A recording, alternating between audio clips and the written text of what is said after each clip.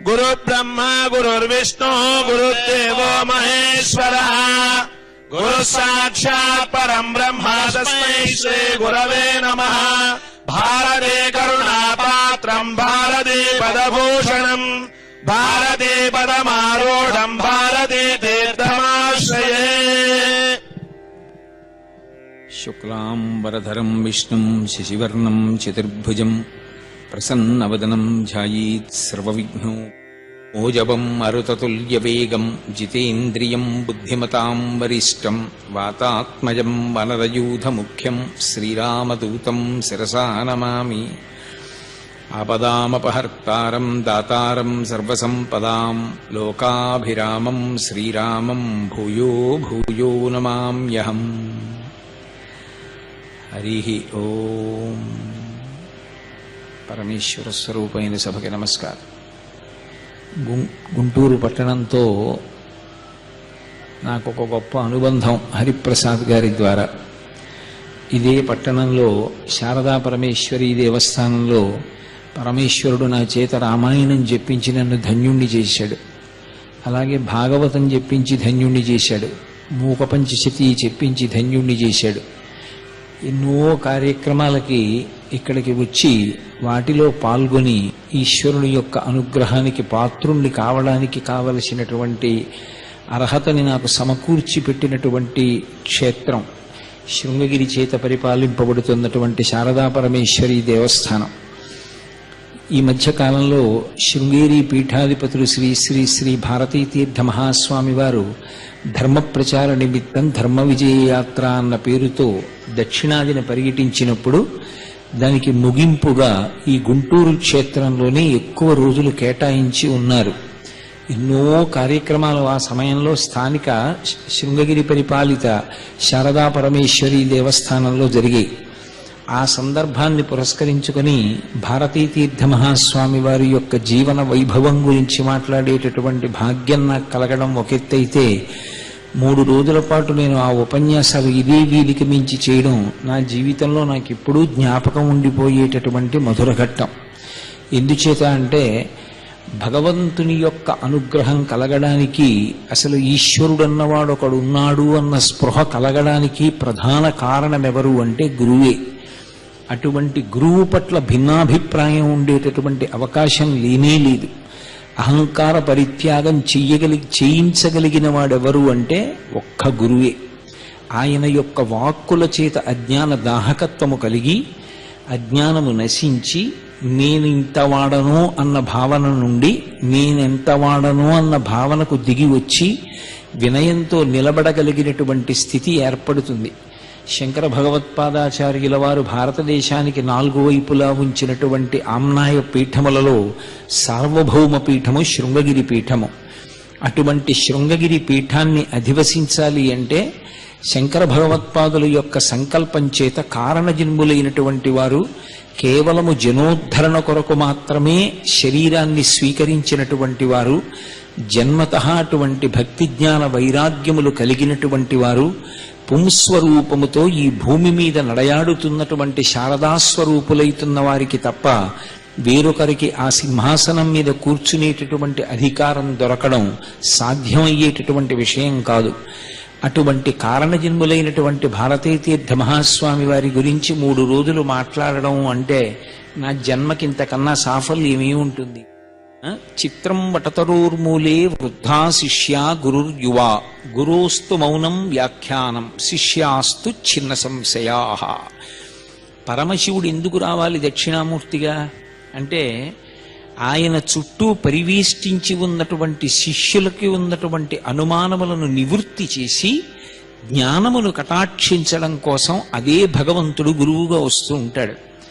అలా వచ్చినటువంటి గురుస్వరూపం ప్రధానంగా దీని కొరకు అంటే మనలో ఉండేటటువంటి అజ్ఞానాన్ని తొలగించి జ్ఞానబోధ చెయ్యడానికి వస్తుంది. అటువంటి అవతారాలలో కృష్ణ భగవానుడి యొక్క అవతారం ఒకటి. కృష్ణుడికి కృష్ణం వందే జగద్గురుం అని పిలుస్తాం. ఆయన జగద్గురు. అందుకే అర్ధరాత్రి వేళ పుడతాడు. పుట్టడం అంటే ప్రాకృతమైనటువంటి శరీరాన్ని కర్మల్ని అనుభవించడానికి మనలా వచ్చినటువంటి వాడు అని కాదు దాని అర్థం. ఆయన రావడమే ఒక విశేషం. నేను పుట్టాననుకోండి, నేను పుట్టవలసినటువంటి సమయము మీద కానీ దేశము మీద కానీ నా అధికారం ఉండదు. నా పురాకృత పుణ్యాన్ని బట్టి, దాని వలన పరమేశ్వరుడు నన్ను అనుగ్రహించినటువంటి తీరు బట్టి నేను ఎక్కడ ఏ సమయంలో పుట్టాలనేటటువంటిది నిర్ణయం అవుతుంది. ఆ సమయంలో ఆ దేశంలో పుట్టి నేను చేసుకున్న కర్మలని సుఖదుఖములుగా అనుభవిస్తాను. భగవంతుని యొక్క అవతారము మనలా కర్మ అనుభవించడానికి వచ్చినటువంటిది కాదు. జన్మకర్మచమే దివ్యం అంటాడు భగవద్గీతలో. నా జన్మ నా కర్మ కూడా దివ్యమైనటువంటివి అంటాడు. అటువంటి భగవానుడు తాను నిర్ణయం చేసుకుని వచ్చాడు. ఎప్పుడు వచ్చాడు? శ్రావణ మాసంలో కృష్ణపక్షంలో అష్టమి తిథి నాడు అర్ధరాత్రి వేళ ఆవిర్భవించాడు. ఆ సమయానికి ఉన్నటువంటి గొప్పతనం ఏమిటి అంటే అందరికీ చీకటి. అది ఒక్క మనుష్యులకే కాదు, మనుష్యులకు కటిక చీకటి ఉండేటటువంటి సమయం. ఎందుచేత అంటే శ్రావణ భాద్రపద మాసములు వర్ష ఋతువు. నల్లని మేఘములు బాగా భూమికి దగ్గరగా దిగి వస్తాయి. నీరు నిండినటువంటి నల్లని మేఘములు కిందకి దిగి వచ్చినటువంటి కారణం చేత లోకమంతా చీకటిగా ఉంటుంది. పైగా వర్షాలు పడిన కారణం చేత నేల చిత్తడిగా ఉంటుంది. అటువంటి సమయం మనుష్యులకు. పైగా విశేషించి అది కృష్ణపక్షం కాబట్టి మరింత చీకటిగా ఉంటుంది. మళ్ళీ ఆ కృష్ణపక్షంలో మధ్యతిథి అష్టమి కాబట్టి ఇంకా ఎక్కువగా ఉంటుంది. అందున అర్ధరాత్రి కాబట్టి కటిక చీకటికి మనం పర్యాయపదంగా చెప్పడానికి వీలైనటువంటి సమయం సంవత్సరంలో వచ్చేటటువంటి శ్రావణ మాసంలో ఉన్న కృష్ణపక్షం యొక్క అష్టమి అర్ధరాత్రి సమయం. అది కారాగారం. కారాగారం అంటే బంధించి ఉంచబడినటువంటి ప్రదేశం, స్వేచ్ఛ కలిగినటువంటి ప్రదేశము కాదు అందనర్థం. ఇక మీరు పితృదేవతల వైపు నుంచి చూస్తే వాళ్ళకి దక్షిణాయనం చీకటి. అలాగే దేవతల వైపు నుంచి చూశామనుకోండి, దేవతల వైపు నుంచి కూడా ఉత్తరాయణం పగలు, దక్షిణాయనం చీకటి. దక్షిణాయనం చీకటి అయితే దక్షిణాయన ప్రారంభం దగ్గర నుంచి శ్రావణ మాసం దగ్గరికి వచ్చేటప్పటికీ చీకటి దట్టం అవుతుంది.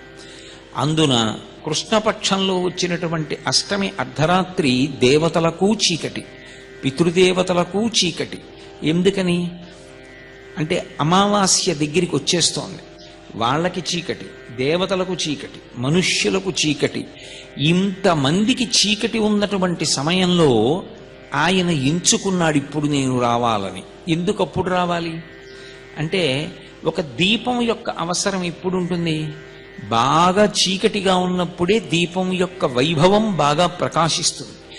అప్పుడు ఏ భయం పోవాలన్నా, ఏ వస్తువు స్పష్టంగా తెలియాలన్నా దీపం ఒక్కటే సాధనము. ఆ దీపము లేనినాడు వస్తువు యొక్క యథార్థమైనటువంటి స్థితి గోచరము కాదు.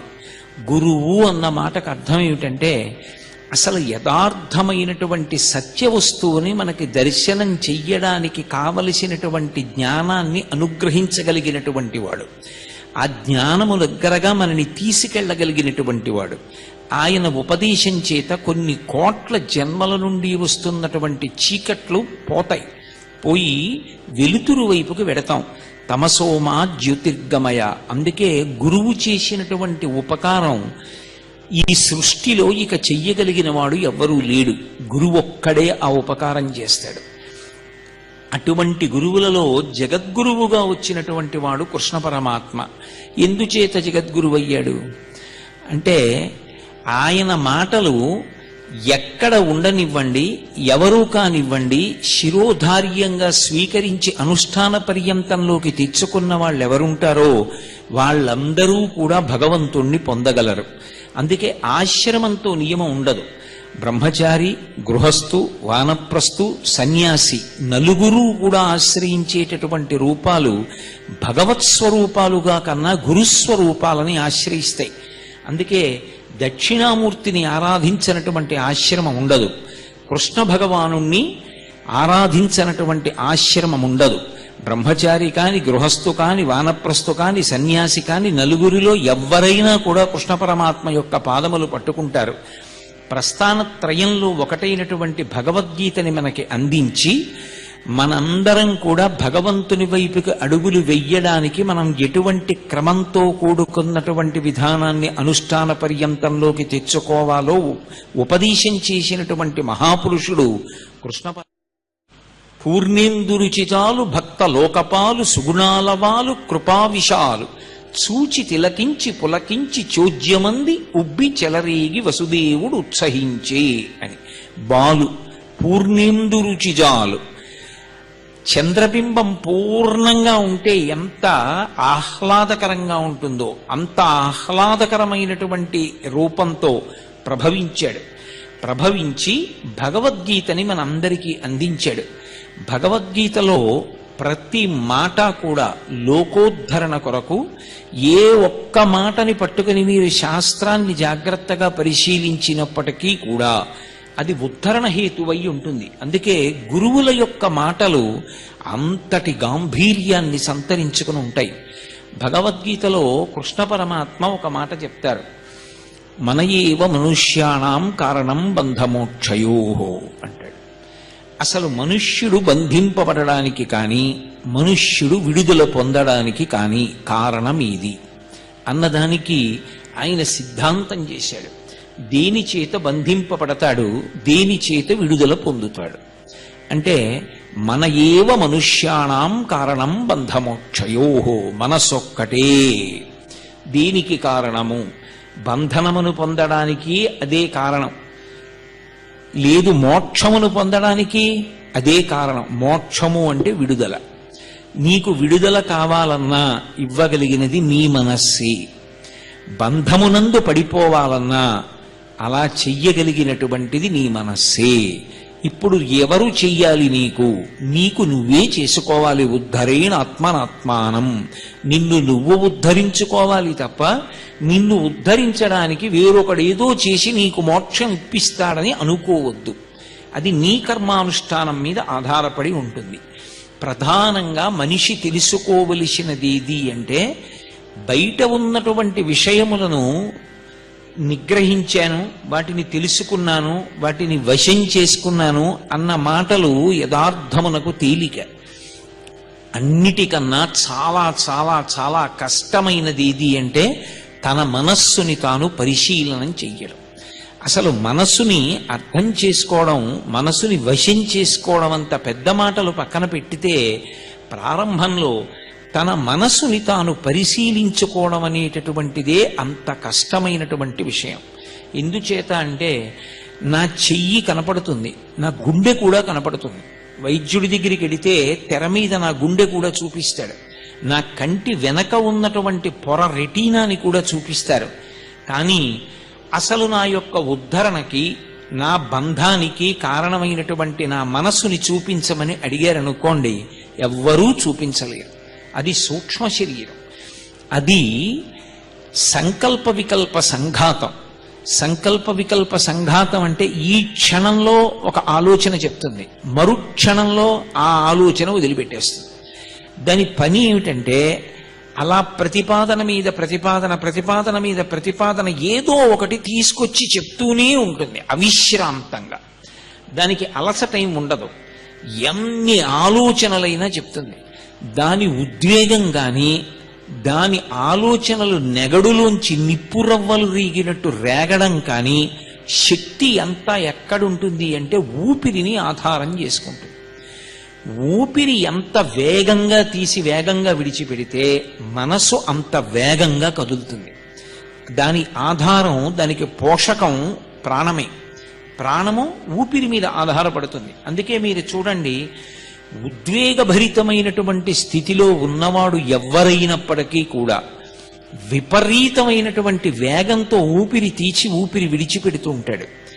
అలా విడిచిపెట్టిన స్థితిలో నిర్ణయం తీసుకుంటున్నాడు అంటే తన యొక్క జన్మని తాను పాడు చేసుకుంటున్నాడు అని గుర్తు. ఊపిరి వేగంగా తీసి వేగంగా విడిచిపెట్టడం అన్నది ఏ సందర్భాల్లో జరుగుతుంది అంటే, యోగశాస్త్రంలో 2 కారణాలు చెప్తారు. ఒకటి రాగము చేత, 2 ద్వేషము చేత. ఇవి 2 అక్క చెల్లెళ్ళు. రాగము అన్న మాటకు అర్థం కోరిక తీరుట కూడా అందులో కలిసిపోతుంది. రాగము అంటే నాలో ఒక కోరిక పుట్టడం. ఆ కోరిక పుట్టినప్పుడు ఆ కోరిక తీరడానికి నాకు ఎవరెవరు సహకరించారో వారందరి యందు ఆ క్షణమునందు ప్రీతి జనిస్తుంది. అది శాశ్వతమని చెప్పడానికి అవకాశం ఉండదు. ఎందుకంటే అదో సిద్ధాంతం మీద ఆధారపడింది కాదు. అప్పటికప్పటికి ఆ కోరిక తీరడానికి అవతల వారు సహకరించారు కాబట్టి వాళ్ళ మీద చాలా ప్రేమ. మళ్ళీ రేపు పొద్దున్న ఇంకో కోరిక పుడుతుంది. ఆ కోరిక తీర్చుకోవడానికి వాళ్ళు సహకరించలేదనుకోండి, ద్వేషం పుడుతుంది. రాగాన్ని హితశత్రువు అని పిలుస్తారు, ద్వేషాన్ని అహితశత్రువు అని పిలుస్తారు యోగశాస్త్రంలో. హితశత్రువు అని ఎందుకు పేరంటే, ఏదైనా ఒక సుఖాన్ని అనుభవించి ఈ సుఖం చాలా బాగుంది అని మనసు నిర్ణయం చేసుకునేటప్పుడు ఊపిరి వేగంగా తీసి విడిచిపెడుతుంది, ఆయుర్దాయం క్షయం అయిపోతుంది, బుద్ధి సక్రమంగా నిలబడదు, మనసు ఊగిపోతుంది. అందుకే హితముగా ఉన్నట్టుగా ఉండి పాడు చేస్తుంది. కాబట్టి రాగము హితశత్రువు, కానీ చాలా బాగున్నట్టు కనపడుతూ ఉంటుంది పైకి. రెండవది అహితశత్రువు. ఆయనకి తెలుసు నేను కోప్పడకూడదు, తప్పు అలా ఉద్వేగపడకూడదు, నేను అలా ఆవేశపడి నిర్ణయాలు చేసుకోకూడదని తెలుసు. మరి ఎందుకు చేసుకుంటూ ఉంటాడు? ఖచ్చితంగా ఆవేశంలోనే చేస్తాడు, ఖచ్చితంగా కోపంలోనే చేస్తాడు. దాని యందు ఊపిరి విపరీతమైన వేగంతో తీసి విడిచిపెడతాడు. అందుకే మీరు ఎప్పుడైనా చూడండి, చాలా కోపంతో ఉన్నప్పుడు కానీ, ఒక సుఖాన్ని అనుభవిస్తున్నాము అన్నప్పుడు కానీ ఊపిరి యొక్క వేగం బాగా తెలుస్తుంది. హితశత్రువునందు తనని తాను పరిశీలించుకోవడం కష్టం. ఎందుకంటే తనకి హితంగా ఉంది కదూ, సంతోషంగా ఉంది కదూ, సుఖంగా ఉంది కదూ, ఉండడంలో నా ఊపిరి ఇంత వేగంగా కదులుతోంది అన్నది గమనించుకోలేడు. కానీ కొద్దిగా పరిశీలనాత్మకమైనటువంటి దృష్టి కలిగినటువంటి వ్యక్తి తనని తాను తన కోపంలో పరిశీలించుకునేటటువంటి అవకాశం ఉంటుంది. ఇందులో మన ఏవ మనుష్యాణం కారణం బంధమోక్షయోహో. ఇప్పుడు ఈ మనసు దేని మీద ఆధారపడింది? ఈ మనసు ఊపిరి మీద ఆధారపడింది. మనసుకి అంత శక్తి ఎక్కడి నుంచి వచ్చింది? మనసు ఎందుకు మనిషిని ఉద్ధరణ వైపుకు తీసుకెళ్లగలదు? మనసు ఎందుకు మనిషిని పతనానికి తీసుకెళ్లిపోగలదు? ఇది బాహ్యంలో సుఖ దుఃఖాలు కావు. నేను మాట్లాడుతున్నది జీవుడు వైపు నుంచి మాట్లాడుతున్నాను. ఇవ్వాలంటే నాలో ఉన్నటువంటి జీవుడు కోటేశ్వరరావు అని పిలవబడేటటువంటి ఈ తొడుగు తొడుక్కున్నాడు. ఈ జీవుడు ఇతపూర్వం ఎక్కడో ఉన్నాడు. శంకరాచార్యుల వారు భజగోవిందంలో అడుగుతారు, నీ పేరేమిటి? కోటేశ్వరరావు. ఓ, చాలా సంతోషం. కాతే కాంత, మీ ఆవిడెవరు? ఎవరో ఫలానా. ఓ, ఎక్కడి నుంచి వచ్చింది? దాని పుట్టింటి నుంచి వచ్చింది. దాని పుట్టింట్లోకి ఎక్కడి నుంచి వచ్చింది? వాళ్ళ అమ్మ కడుపులో నుంచి వచ్చింది. వాళ్ళ అమ్మ కడుపులోకి ఎక్కడి నుంచి వచ్చింది? తెలియదు. శరీరం అంతా నిర్మాణం అయిపోయిన తర్వాత జీవుడు ఆ శరీరంలోకి వచ్చాడు. ఎక్కడి నుంచి వచ్చింది వాళ్ళ అమ్మ కడుపులోకి? నాకు తెలియదు. మరంత వ్యామోహంతో తిరిగేస్తున్నావు. కాతే కాంత కస్తే పుత్ర, మా ఆవిడ వాళ్ళమ్మ కడుపులోకి ఎక్కడి నుంచి వచ్చిందో నాకేం తెలుసండి? పోన్లే, మా అబ్బాయి వాడి పుట్టుకకు నేనే కారణం అంటున్నావుగా. మీ అబ్బాయి ఎక్కడి నుంచి వచ్చాడు? వాళ్ళమ్మ కడుపులోంచి వచ్చాడు. వాళ్ళమ్మ కడుపులోకి ఎక్కడి నుంచి వచ్చాడు?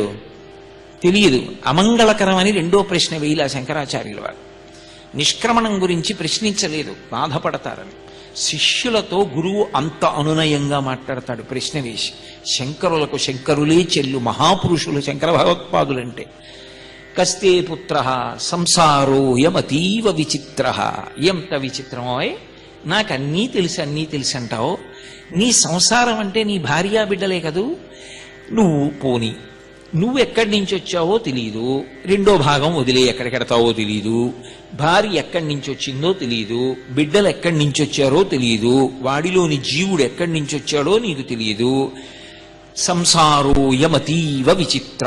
నా సంసారం అని జీవితం అంతా గడిపేస్తున్నావు. ఎంత విచిత్రమో.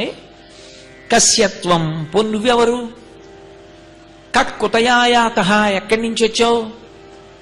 తత్వం చింతియత దియభ్రాత, కొంచెం తత్వం ఆలోచించవోయ్ తమ్ముడా. శంకర భగవత్పాదుల యొక్క గొప్పతనం అక్కడ. ఆయన నిజానికి ఏమనాలి? హే దీనహ అనాలి. ఓ దీనుడా, నీకు తెలియదు అనాలి. లేకపోతే మూర్ఖ అనాలి. అనలేదు ఆయన. భ్రాతః అన్నారు. తమ్ముడా అని పిలిచారు, లేదా సోదరుడా అన్నయ్య అన్నారు. ఎందుకు అలా అనడం? అలా ఎలా వరసలు కలుస్తాయి సన్యాసికి? అంటే ఏ తల్లి ఆయనకి భిక్ష పెట్టిందో ఆ తల్లి నా తల్లియే. పైగా శంకరుల సిద్ధాంతంలో మాతాచ పార్వతీదేవి పితాదేవో మహేశ్వర బాంధవా శివభక్తాశ్చ స్వదేశో భువనత్రయం. అందుకని నా సోదరులు అన్నారు. అని సోదరుడు ఆలోచించబోయ్, ఇంకొకలా పిలిస్తే ఆయన అలాగే మోటుగా మాట్లాడతారండి. ఎందుకంటే అర్థం చేసుకున్నవాడికి అర్థం చేసుకున్నంత, అర్థం చేసుకునే అవకాశం లేకుండా అహంకారానికి పోయిన వాడికి గురువు గారి మాటలు కూడా ప్రకోపమే తెప్పిస్తాయి. కాబట్టి అయ్యో ఇదేమిటి మమ్మల్ని ఇలా అన్నారు అని మళ్ళీ ఇబ్బంది పడతారేమోనని భ్రాతః సోదరుడా అని పిలిచారు. పిలిచి ఆలోచించబోయ్, తత్వం చింతియ, తత్వాన్ని ఆలోచించు. ఇప్పుడు మీరు ఒక్క విషయాన్ని జాగ్రత్తగా పట్టుకోండి. ఎక్కడి నుంచో వచ్చాడు జీవుడు. వాడు ఇతపూర్వం కూడా తిరిగాడు. ఎన్ని ఉపాధులలో తిరిగాడు మనకి తెలియదు, తెలిసే అవకాశం ఉండదు కూడా. కానీ దానికి ప్రమాణం ఏమిటి మరి? ఎలా నమ్మాలి అంటే గీతలో ఆయనే అంటాడు, తస్మాత్ శాస్త్రం ప్రమాణంతే. ఎప్పుడైనా ఏదైనా విషయం మీద మాట్లాడాలి అంటే ప్రమాణం ఏది అంటే శాస్త్రం ఒక్కటే. శాస్త్రాన్ని విడిచిపెట్టి మాట్లాడకూడదు, శాస్త్రాన్ని పట్టుకునే మాట్లాడాలి ఏది మాట్లాడినా. కాబట్టి శాస్త్రం ఏం చెప్తోంది? పునర్జన్మ సిద్ధాంతాన్ని చెప్తోంది. కోట్ల కోట్ల జన్మలు ఎన్ని ఉపాధులలోనో తిరిగావు, తిరిగి చిట్ట చివరికి మనుష్య శరీరంలోకి వచ్చావు. ఏమిటి శరీరంలోకి వస్తే గొప్పతనం? ఇది కృష్ణ పరమాత్మ అన్నమాట. మన ఏవ మనుష్యాణం కారణం బంధమోక్షయోహో. మనుష్యాణం, మిగిలిన వాళ్ళకి అనలేదు ఆయన. ఒక్క మనుష్యులకే మనసు అంత గొప్పది. ఎందుకని అంటే ఈ ఒక్క శరీరమే ఒక ప్రత్యేకమైనటువంటి విభూతిని పొంది ఉంది. మిగిలిన ఉపాధులకు ఆ అధికారం లేదు. దీనికి మానవ అని పేరు. మానవ అంటే మనువు యొక్క సంతతిలో వచ్చినటువంటి వాడు, అటువంటి శరీరం ఉన్నవాడు అని.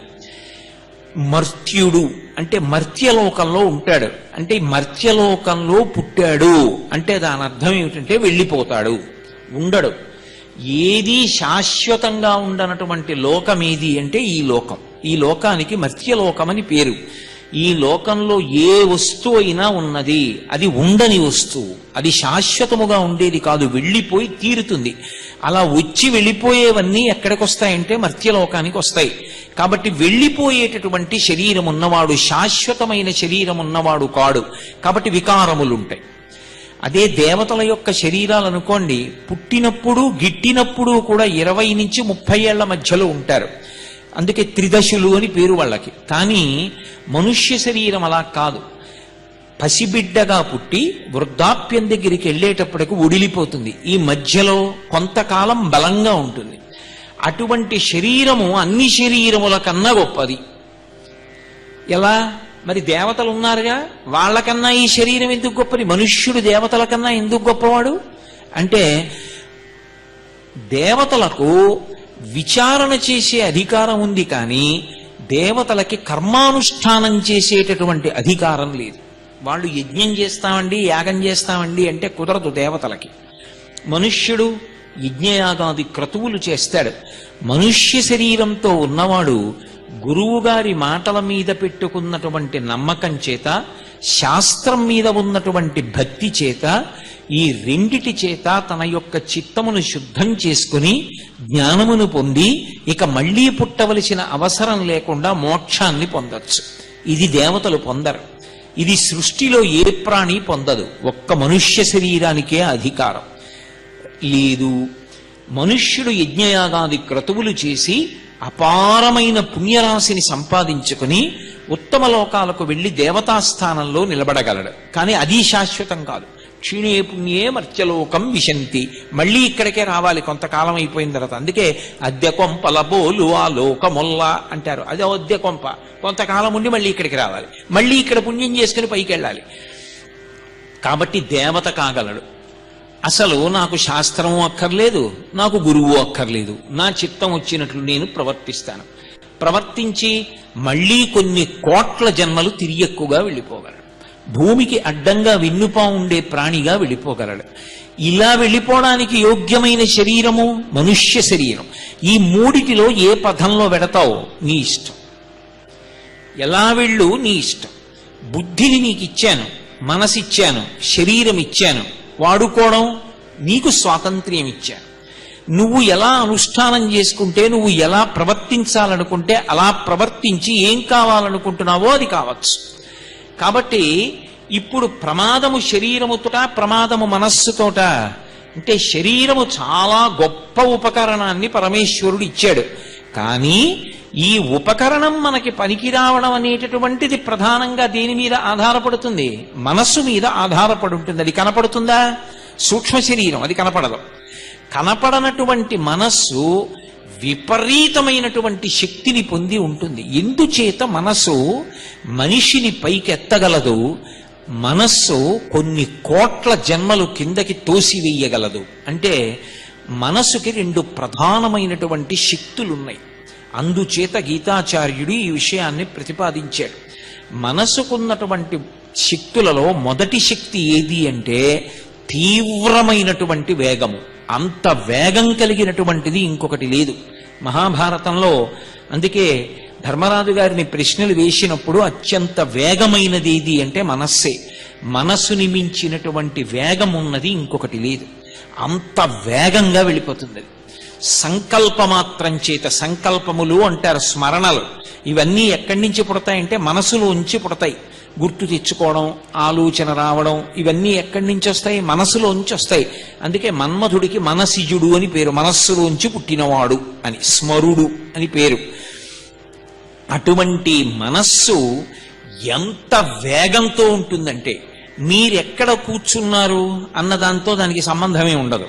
అది కాని తలుచుకుందా ఉత్తర క్షణంలో వెళ్ళిపోతుంది, ఎక్కడికైనా వెళ్ళిపోతుంది. నేను ఇప్పుడు ఇక్కడ కూర్చుని ప్రవచనం చేస్తూ ఉండగా అది తాను వెళ్ళిపోవాలి అనుకుంటే ఎక్కడికైనా వెళ్ళిపోతుంది. అలా వెళ్లకుండా ఉండాలి అంటే ఒక చోట కేంద్రీకరింపబడింది అనుకోండి, కేంద్రీకరింపబడి అది ఉద్ధరణకు హేతు అయిందనుకోండి, తపస్సు అంటారు. శృణ్వంతపః, వినడం తపస్సు. ఎందుకని? ఒక 2 గంటల పాటు దేని మీదకి మనసు వెళ్ళిపోకుండా చెబుతున్న విషయం మీదే దృష్టి పెట్టి విన్నాడనుకోండి, ఆ రోజు 2 గంటలు తపస్సు చేశాడు. 2 గంటలు నా మనస్సు ఎటూ పోకుండా కేవలం భగవత్ సంబంధాన్ని పట్టుకుని మాట్లాడింది అనుకోండి, నేను 2 గంటలు వాచికమైన తపస్సు చేశాను, మీరు వినడమన్న తపస్సు చేశారు.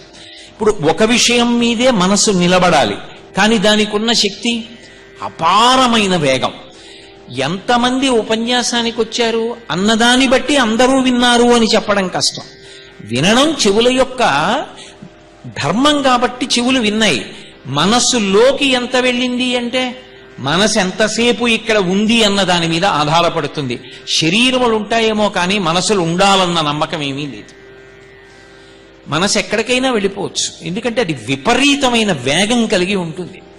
అది మొదటి లక్షణం దానికి. అది దాని బలం, అదే దాని బలహీనత కూడా. బలహీనత కోణంలో మాట్లాడితే మనని పాడు చెయ్యగలిగినటువంటి శక్తి దాని యొక్క వేగమే. రెండవది, దానికి ఉన్నటువంటి గొప్ప బలం ఏమిటంటే అది ఇంద్రియములనన్నిటినీ కూడా యాంత్రీకరణ చేస్తుంది. అది జ్ఞానేంద్రియములను కర్మేంద్రియములను కూడా యాంత్రీకరణ చేసి తెగిపోతుంది. అది తెగిపోయి మిగిలిన వాటిని యాంత్రీకరిస్తుంది. నా మాట మీరు బాగా పట్టుకున్నారో లేదో, నేను 2 విషయాలు చెప్పాను మీకు మనసు గురించి. ప్రధానంగా మనసుకి ఒకటి ఉన్నది, ఇది తీవ్రమైన వేగము అని చెప్పాను. నేను ఈ 2 విషయాలు చర్చించేటప్పుడు మీరు ఒకటి బాగా పట్టుకోవాలి. ఏది నేను బలమని చెప్తున్నానో అదే మనసుకి బలహీనత కూడా. అది మనసు విషయంలో వచ్చేటప్పటికి చమత్కారం. ఏది నేను బలం అంటానో అది బలహీనత, ఏది నేను బలహీనత అంటానో అదే బలం. మిగిలిన వాళ్ళల్లో అలా కుదరదు. ఆయన పాపం చాలా బలహీనుడండి అన్నాను అనుకోండి, అంతే బలహీనుడే. ఇక ఆయనకి ఇంకో దానికే పనికొస్తుందా? ఆయన బలహీనుడు కాబట్టి ఎందుకు పనికొస్తాడన్న మాట ఏమి ఉండదు. ఇక బలహీనుడు బలహీనుడే, కానీ మనసు దాని బలహీనత ఏదుందో అదే దానికి బలం కూడా. ఇప్పుడు దానికి బలహీనత వేగం. ఆ వేగము బలహీనత కాబట్టే పాడు చేసేస్తుంది. నేను మీతో ఒక ఉదాహరణ చెప్పాలి అంటే, పాపం వాడి తప్పే ఉంది. తిరుమల వెడదామనే వెడతాడు వాడు. వెంకటాచల క్షేత్రానికి వెడదాం, ₹1 పెట్టి టికెట్ కొనుక్కోక్కర్లేదు, ఆర్జితం టికెట్ దొరకలేదని బెంగ పెట్టుకోవలసిన అవసరం లేదు. మన కొరకే ప్రతి ప్రదోష వేళలో స్వామి శ్రీదేవి భూదేవి సహితుడై ఆయనే ఊరిరిగింపుగా బయటికొచ్చి మన కన్నుల ముందు సహస్రదీపాలంకార సేవని పొందుతున్నాడు. సహస్రదీపములంటే అనంతమైనటువంటి దీపములు. ఈ అనంత బ్రహ్మాండముల మధ్య ఏది జ్యోతిస్వరూపంగా నిలబడి నడిపిస్తోందో, ఏది ఊపిరులుగా అందరిలో ఊగుతోందో, ఏది అందరిలో సంకల్ప వికల్పములుగా ఊగుతోందో, ఏది సమస్త బ్రహ్మాండముల యొక్క కదలికలకు ఆధారభూతమో అది కదులుతూ ఊగుతూ మన కన్నులకు కనపడుతుంది. ఇప్పుడు అంతకన్నా అదృష్టం ఏముంది? అన్నమాచార్యుల వారు వెళ్ళారు సహస్రదీపాలంకార సేవకి. వెళ్ళి ఆయన ఒక్కసారి అలా స్వామివారి వంక చూశారు ఊయల ఊగుతుంటే. చూసి, ఓహో స్వామి, మేమైతే ఇలా 10 మంది మధ్య ఊగం సుమా, ఇంతమంది బిడ్డలం వచ్చి కూర్చున్నామా? మేమందరం ఏమైనా చంటి పిల్లలమా? 70 ఏళ్ల వాళ్ళు, 80 ఏళ్ల వాళ్ళు, 25 ఏళ్ల వాళ్ళు, పెళ్లి కాని పిల్లల దగ్గర నుంచి ఎదురుగుండా ఉన్నారా? నువ్వేమో ఓ పీఠం ఎక్కి అటో భార్యని ఇటు భార్యని పెట్టుకుని ఊగుతున్నావా? ఏమైనా మర్యాద అది? నా కొడుకు కోడలు కూతురు అల్లుడు మా ఇంటికి వచ్చారనుకోండి, తగుదునమ్మా అని నేను మా ఆవిడ ఉయ్యాల ఎక్కి వాళ్ళు ఎదురుగుండా ఊగుతూ కబుర్లు చెప్తున్నాం అనుకోండి, ఏమంటుంది కోడలు? మేము ఊగితే బాగుంటుంది కానీ మాతో మాట్లాడుతూ మామయ్య గారు ఏమిటి ఎవరు లేనప్పుడు ఎక్కి ఊగితే పర్వాలేదు, మా ఎదురుగుండా రోజు మాతో మాట్లాడాలంటే మా అత్తగారిని ఎట్టుకుని ఊగుతూ మాట్లాడతానంటారు ఏమిటి? ఇదేం దర్శనం అనదు. మరి స్వామి ఈ ఊగడం ఏమిటి అంటే, ఆయన అన్నారు, ఇది నీ అలవాటు కాదు, మా బ్రతుకు నీ మీద ఉందని మాకు నిరూపిస్తున్నాం. ఎందుచేత అంటే, స్వామి అన్ని భూతములలో నీ ఉండి మా యొక్క సంకల్ప వికల్ప సంఘాతమనేటటువంటి ఆ ఊయలలో, ఆ ఊహల పల్లకిలో, ఆ ఊహల ఉయ్యాలలో అటూ ఇటూ కదులుతున్నావు నీవు. ఆ కదలడం అనేటటువంటిది ఇక్కడ ఉన్న అలవాటు. నువ్వు లేనినాడు ఈ కదలిక ఎక్కడుంది? అది ప్రతిబింబించడానికి బయట కదులుతున్నావు తప్ప నువ్వు లేకపోతే ఎందుకు అలా ఊగుతావయ్యా అన్నాడు. అన్నమయ్య ఒక్కసారి అలా చూస్తే పరవశించిపోయాడు. మనం వెళ్ళామనుకోండి, మనం అంటే నేను మిమ్మల్ని అంటలేదు, నాబోటిగాడు అక్కడికి వెళ్ళాడు అనుకోండి, అక్కడికి వెళ్ళి కూర్చున్నా కూడా ఏం కనపడుతుంది? ఎదురుగుండా స్వామి కనపడరు. మనసు వ్యగ్రతతో అప్పుడే ఎవరినో గుర్తు చేసుకుంటుంది. ఎవడో ఎక్కడో ఏదో నా మనసుకి ఇబ్బంది కల్పించాడు, వాణ్ణి స్మరించి వ్యగ్రతతో ఊగిపోతుంటుంది లోపల, కోపం ఊగిపోతూ ఉంటాడు. ఎవన్నో తలుచుకుంటాడు. ఎప్పుడో చిన్నప్పుడు ఎప్పుడో వాణ్ణి ఇంటికి రమ్మని, ఏమంటే కుక్క అరుస్తోందంటే కట్టేసింది లోపలికి రా అన్నాడు. వీడి గేటు తెరుచుకు లోపలికి వెడితే అది మీరబడింది. వాడేమో పకపక నవ్వాడు. ఇప్పుడు ఎందుకని సహస్రదీపాలంకార సేవలో అది తలుచుకుని ఎంత ధూర్తమైన పని చేశాడు అని ఇప్పుడు ఊగిపోతూ ఉంటాడు. అంటే వెంకటేశ్వర స్వామి వారి ఎదురుగుండా తీసుకెళ్లి కూర్చోపెట్టినా మనసు నిలబడిందా? ఎప్పుడో ఎవడో కుక్కను వదిలేడని మీదకి అక్కడికి పోయింది. అక్కడికి పోయి వ్యగ్రత పొందుతోంది. పోన్లేండి, అది వ్యగ్రత పొందితే వచ్చిన నష్టమేముంది, శరీరం అక్కడ కూర్చుందిగా అంటారేమో. భగవంతుడు అంటాడు, నువ్వొచ్చి కూర్చున్నావా, నువ్వేమన్నా తెచ్చావా, నాకు అనవసరం. పత్రం పుష్పం ఫలం తోయం యోమే భక్త్యా ప్రయచ్చతి. నువ్వు భక్తితో ఇస్తే పుచ్చుకుంటా. భక్తి అంటే ప్రేమ. ప్రేమ ఎక్కడి నుంచి రావాలి? మనసులోంచి రావాలి. అదేది? అది పోయింది ఎక్కడికో. ఇప్పుడు దాని బలహీనత ఏమిటి అంటే దాని యొక్క విపరీతమైన వేగమే. అందుకే మీరు చూడండి, ఏ పని చేద్దామని సంకల్పం చేసి శరీరాన్ని తీసుకెళ్లి ఒక చోట కూర్చోపెట్టాడో అక్కడ ఆ సంకల్పము తప్ప వేరొక సంకల్పాన్ని నెరవేరుస్తూ ఉంటుంది. పూజ గదిలోకి వెళ్ళాడు, ఏం చెయ్యాలి? ఈశ్వరుడి పూజ చెయ్యాలి. ఉపచారముల యందు మనసు ఉండాలి. కానీ ఉపచారముల యందు మనసు ఉండదు. ఉపచారముల యందు ఉండకుండా ఇక్కడ చేస్తున్నట్టుగా ఉంటాడు, ఎక్కడికో పోతుంటుంది, ఇంకో విషయం ఏదో ఆలోచిస్తూ ఉంటుంది. కార్యాలయానికి వెడతాడు, పని చెయ్యాలి. పని చేయవలసి వచ్చినప్పుడు ఏమిటో ఇవాళ పూజ సరిగ్గా చేయలేదు, ఏదో గడగడగడగడగడ చేసేసానంతే. ఆఖరికి ఎంత కంగారుగా చేశానంటే ఇవాళ యజ్ఞోపవీతం మార్చుకునేటప్పుడు కనీసం ముందు యజ్ఞోపవీతం పరమం పవిత్రం అని కూడా చెప్పలేదు. గాయత్రి కాసేపు చేసేసిన తర్వాత అసలు శ్లోకం చెప్పలేదని గుర్తొచ్చి మళ్ళీ అప్పుడు ఆ మంత్రం చెప్పాను ఆచమనం చేసి. అస్సలు మనసు నిలబడలేదు. మళ్ళీ యజ్ఞోపవీతం మార్చాలంటావా, మళ్ళీ గాయత్రి చెయ్యాలంటావా, పర్వాలేదా, సర్దుకుపోతుందా? కార్యాలయానికి వచ్చాడు, పూజ గది గురించి ఆలోచిస్తాడు, వేసుకున్న జంజం గురించి ఆలోచిస్తాడు. పూజ చేసుకునేటప్పుడు కార్యాలయానికి తొందరగా వెళ్ళిపోవాలి, సమయం అయిపోతోంది, యజ్ఞోపవీతం పరమం పవిత్రం శ్లోకం కూడా చెప్పకుండా గాయత్రి చేశాడు. ఇక్కడ చేయవలసినప్పుడు మనసు అక్కడికి పోయింది, అక్కడ చేయవలసి వచ్చినప్పుడు మనసు ఇక్కడికి పోయింది. అన్నం తింటుంటాడు, మాట్లాడకుండా కూర్చోడు. ఎంతసేపు అన్నం తింటావు? 10 నిమిషాలు తింటావు. 10 నిమిషాలు మాట్లాడకుండా అన్నం తినలేవు? అది యజ్ఞం. ఎందుకు మాట్లాడతావు కాసేపు? అప్పుడు కూడా ఏదో మాట్లాడుతూనే ఉంటాడు. తిన్నాక మాట్లాడుకోవచ్చుగా. ఉపన్యాసానికి వస్తాడు, సెల్ ఫోన్ పట్టుకు మాట్లాడుకుంటుంటాడు. ఎందుకు ఆ పాటిదానికి వచ్చి కూర్చోవడం, పైగా ముందు వరుసల్లో కూర్చోవడం ఎందుకు? ఫోన్లు మాట్లాడుకునేదానికి ఎక్కడికో పోయి కూర్చోవచ్చు, పాపం వినేవాళ్ళు ఎవరో ముందు కూర్చుంటారు. ఇక్కడికి వచ్చి ఫోన్ మాట్లాడుకోవడం ఎందుకు? ఇక్కడికి వచ్చి సెల్ ఫోన్ మాట్లాడతాడు. దానికి చెప్పాలి వీరికి మించి, అయ్యా సెల్ ఫోన్ స్విచ్ ఆఫ్ చేయండి అని. కాబట్టి ఎక్కడికొస్తాడో అక్కడ పని చేయడు, ఇంకో చోటికి వెళ్ళిపోతూ ఉంటుంది. ఎందుకు వెళ్ళిపోయింది అంటే నీకు ఆ క్షణంలో దీనికన్నా ఇంకోటి ఏదో అవసరం, అందుకని దాని మీదకి మనసు పోయింది. అప్పుడు ఇది పోయినా పర్వాలేదు, నీకు ఆ ఉపన్యాసం అక్కడ వరకు నీకు వినపడకపోయినా నీకేం నష్టం లేదు, అది వినపడితే చాలు. ఎక్కడ ఎలా ఉండాలో అలా ఉండదు. ఉండకపోవడానికి కారణం దానికి ఉన్నటువంటి వేగం. ఆ వేగం చేత వెళ్ళిపోతుంది, దాని చేత భ్రష్టుడైపోతుంటాడు మనుష్యుడు. ఈశ్వరుడు అంటాడు, నాకు నువ్వు ఏమివ్వాలి అంటే మనస్సుని ఇవ్వాలి. అందుకే మయ్యేవ మన ఆధత్స్వ మయి బుద్ధిం నివేశయ అంటాడు భక్తి యోగంలో. నేను ఇవన్నీ కాదయా అడిగేది, నీ మనస్సు నా దగ్గర పెట్టు. నా చేతిలో ఒకటి ఉంటే నేను ఆయన పాదాల దగ్గర పెడతాను, అది నా మాట ఒకటి వింటోంది కనుక నేను ఆయన పాదాల దగ్గర పెట్టడం. అదే ఉంటే మనందరం యోగులం అయిపోం. వినక కదా వచ్చిన గొడవంతాను. మొదటి బలహీనత ఏది? తీవ్రమైనటువంటి వేగం, దాని చేత వెళ్ళిపోతుంది. ఈ వేగమే చిట్ట చివరికి కొంప ముంచేస్తుంది. ఈశ్వరుడు లెక్క తీసినప్పుడు ఏమవుతుందంటే మనసు ఎన్ని మాటలు నిలబడింది అన్నదాన్ని ఆయన ప్రధానంగా చూస్తారు. అది అక్కడికొచ్చి చూసేటప్పటికి ఏమవుతుందంటే అసలు మనసు లేని సందర్భాలే చాలా ఉంటాయి. యాంత్రికముల కింద వేస్తాడు. అందుకే ఇంగ్లీష్లో రిచువల్ అంటారు. అంటే ఏదో తంతు చేశాడంటారు. ఆ తంతు చేశాడు అని వేస్తారు. మనసు పెట్టాడు, దాన్ని ఈశ్వరుడు స్వీకరిస్తాడు. ఇప్పుడు పెద్ద గొడవ ఏమిటంటే ఆ మనసుతోటే వస్తుంది, అది ఉండదు. ఉండకపోవడానికి కారణం దాని వేగం.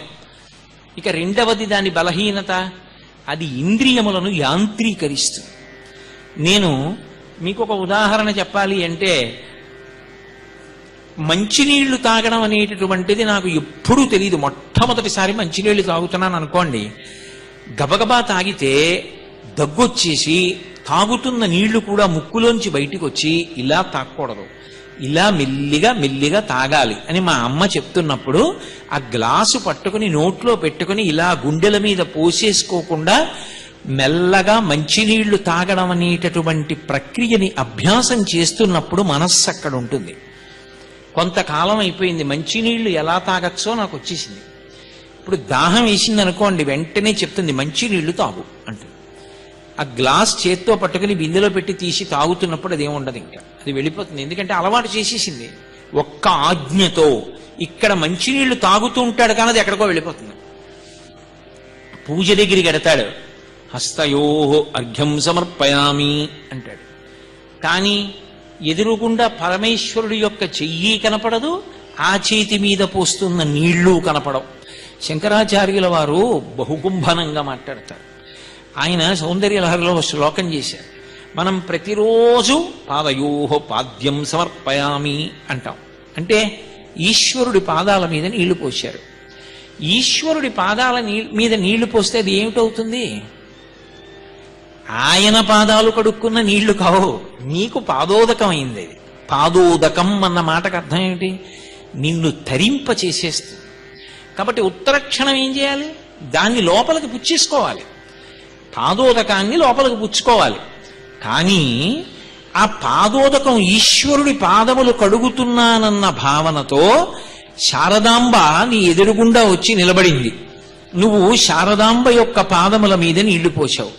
ఇప్పుడు ఆ నీళ్లు పోసి కుడి చేత్తో అమ్మవారి పాదములను కడిగినప్పుడు అమ్మవారి కాళ్ళకి పెట్టుకున్నటువంటి పసుపు పారాణి నీళ్లలోకి కరిగి నీళ్లు పచ్చగా ఎర్రగా సువాసన భరితంగా తయారవుతాయా అవవా? అయిన నీళ్లు నువ్వు ఇలా తీసి పక్కన పెట్టావు. వెంటనే ఏం చేస్తావు? ఉత్తర క్షణంలో. అందుకే శంకరుల శ్లోకం అలా మొదలైంది సౌందర్యలహరిలో. కదా కాళీ మాత కథయ కలితాలక్తకరసం పిబేయం విద్యార్థి తవ చరణ నిర్మీజన జలం ప్రకృత్యా మూకానామపి చ కవితా కారణతయా కథా దత్తే వాణి ముఖ కమలతాంబూలరసతాం అన్నారు. అమ్మా సరస్వతీదేవి తాంబూలం వేసుకున్నప్పుడు వచ్చినటువంటి నోటి లాలాజనం ఎంతెర్రగా ఉంటుందో నీ పాదములు కడిగిన పారాణి నీళ్లలా ఉన్నాయి. కదా కాలే మాత కథయ కలితాలక్తకరసం. ఆ లత్తుక కరిగినటువంటి నీళ్లు ఎప్పుడు తాగుతానమ్మా అంటే ఇప్పుడు శంకర భగవత్పాదుల యొక్క దృష్టి దేని మీద ఉంది? అమ్మవారికి పాదయోహో పాద్యం సమర్పయామి అన్నావు. నువ్వు అక్కడ పళ్ళెం పెట్టి కళ్ళు మూసుకుని సన్నటి ధార నీళ్లు పోస్తుంటే అమ్మవారి పాదములను మానసికంగా కడిగావు. పోని ధార కూడా పొయ్యక్కర్లా. నీ మనసు ఒకటే నిలబడింది అక్కడ, ఏ ఉపకరణం లేదు. నేను కళ్ళు మూసుకుని బంగారు పాత్ర తెచ్చి శారద పాదాల కింద పెట్టాను. ఎర్రటి పాదాల యొక్క అడుగు భాగం కనపడేటట్టుగా పచ్చటి పట్టు చీర, ఎర్రటి అంచుతో ఉన్న చీర నా తల్లి కొద్దిగా ఇలా పైకెత్తి పట్టుకుని ఆ రెండు పాదాలు ఎత్తి పళ్ళెంలో పెట్టింది. మంజీరములు గల్లుమంటాయా అనవా పాదాలకు పెట్టుకున్నవి. ఆవిడ పాదాలు అలా పెడితే నా భార్య బంగారు చెంబుతో నీళ్లు పోస్తే నేను ఆ నీళ్లు పాదాలు కడిగాను. కడిగిన తరువాత ఇప్పుడు ఆ నీళ్లు ఎర్రగా దిగాయి. వెంటనే ఏం చేస్తాను? ఉత్తర క్షణంలో నేనేం చేస్తాను? పళ్ళెం తీసి పక్కన పెడతానా? వెంటనే నేను ఆ నీళ్లు కుడి చేతిలో పోసుకుని 3 మార్లు లోపలికి పుచ్చుకుంటానా? 3 మార్లు లోపలికి పుచ్చుకుంటాను. ఎందుకంటే అది పాదోదకం, ఉదకం. నాకు జన్మ పరంపరలను దాటించగలిగినటువంటి శక్తి అందులో ఉన్నది. సరస్వతి కటాక్షమంతా అందులో ఉన్నది. కటాక్షము నీటిలోకి దిగింది. విద్యుత్ తీగ తెగి నీళ్లలో పడితే ఎలా విద్యుత్తు నీళ్లలోకి వెళ్ళిపోతుందో అలా అమ్మవారి అనుగ్రహ శక్తి నీటిలోకి దిగింది. ఇప్పుడు అది నాకు ఉదకం, పాదోదకం. పంపు నీళ్లు కావు, పాదముల నుండి స్రవించిన నీరు లోపలికి పుచ్చుకుంటాను. అందుకని కదా సమయాన్ని అడిగారు ఆయన. ఎప్పుడమ్మా? అది ఆయన ఆరుతి. అంటే మనసు నిలబడితే కదా అసలు అక్కడ పాదోదకం పుచ్చుకుందామనేటటువంటి తాపత్రయం. మనసు నిలబడలేదు, నీకెలా కలుగుతుంది అది పుచ్చుకుందామని? అసలు మనసు ఎక్కడ చూస్తే కదా, మనసు దాని ఎందు లీనమైతే కదా. అందుకని మనసు అనేటటువంటిది అత్యంత ప్రధానము. అది అక్కడ ఆ సమయంలో దానికి ఉన్నటువంటి బలం యాంత్రీకరించడం. అది ఏం చేస్తుందంటే, ఓ చెయ్యి నీళ్లు పోయి, చెయ్యి నీళ్లు. భక్తి లేదని మీరు అనకండి, తప్పది. అసలు భక్తి లేకపోతే చెయ్యనే చేయరు మీరు. భక్తి లేదండి ఆయనకి అని మీరు నిర్ధారణ చేశారనుకోండి, మళ్ళీ అదో తప్పు. ఆయనకి భక్తి లేకపోవడం కాదు, వచ్చిన సమస్య ఏమిటంటే సాధన యందు బాగా ఊంచుకోలేదు ఇంకా. కాబట్టి ఊంచుకునే స్థితికి అది మొదటి మెట్టు. ఎక్కుతున్నాడు నిచ్చెన, మెట్లు ఎక్కడం మొదలుపెట్టాడు, ఎప్పుడో అప్పుడు ఎక్కేస్తాడు. కానీ ఇంకా బాగా ఊంచుకోలేకపోయినటువంటి స్థితిలో ఏమవుతుందంటే అక్కడ కూర్చుని తీర్థం పుచ్చుకోలేదు, పాదోదకాన్ని మనసుతో తాగలేకపోయాడు. బాగా ఊంచుకున్నాడు. గుర్తేమిటి? అసలు మనసు అక్కడ నిలబడాలి. భక్తి అన్నది లేకపోతే కూర్చోడు కదండి. పూజ గదిలోకి ఎందుకు ఎడతాడు పాపం? అసలు పూజ గదిలోకే వెళ్ళాడు భక్తి లేకపోతే. ఆయనకి భక్తి లేదనకూడదు, భక్తి ఉంది. కానీ పండడానికి కావలసిన మార్గం ఎక్కడ అడ్డుకుంటోందో చూసుకోవాలి. అది కృష్ణ పరమాత్మ యొక్క ప్రతిపాదన. అందుకే సావధాన చిత్తుడవు కా అంటారు. సావధాన చిత్తం అంటే వెనక ఒత్తిడి పెట్టుకోవద్దు. నువ్వు ఎంత సమయం చేస్తావో నిర్ణయించుకో ముందు. అసలు నేను ఇదిగో ఈ సమయంలో చేస్తాను, కాబట్టి ఆ సమయం దానికే. ఇక నేను ఏ పని చేయడానికి సిద్ధంగా లేను. నేను బాగా పడలిపోయాను, నిద్రపోవడానికి వెళ్ళిపోతున్నాను. సెల్ ఫోన్ దగ్గర పెట్టుకుంటానా? పెట్టుకోను. ఎందుకని? నాకు నిద్ర పట్టిన అరగంటకి అది మోగింది అనుకోండి, అయ్యా ఇప్పుడు చేశానేమనుకోకండి, మాట్లాడచ్చా అంటే అవతల వాడి సొమ్మేం పోయింది. కానీ నీ నిద్రపోయిందా? అందుకని ఏం చేస్తావు? అది నిశ్శబ్దంగా ఉండేటట్టు చూసుకుంటావు. మరునాడు ఎవరు చేశారో చూసుకుని మళ్ళీ చేస్తావు. ఏమి నువ్వు నిద్రపోవడానికి అంత జాగ్రత్త తీసుకుంటే నీ జీవుడి అభ్యున్నతి విషయంలో జాగ్రత్త తీసుకోవాలా వద్దా? దానికి సావధానమని పేరు.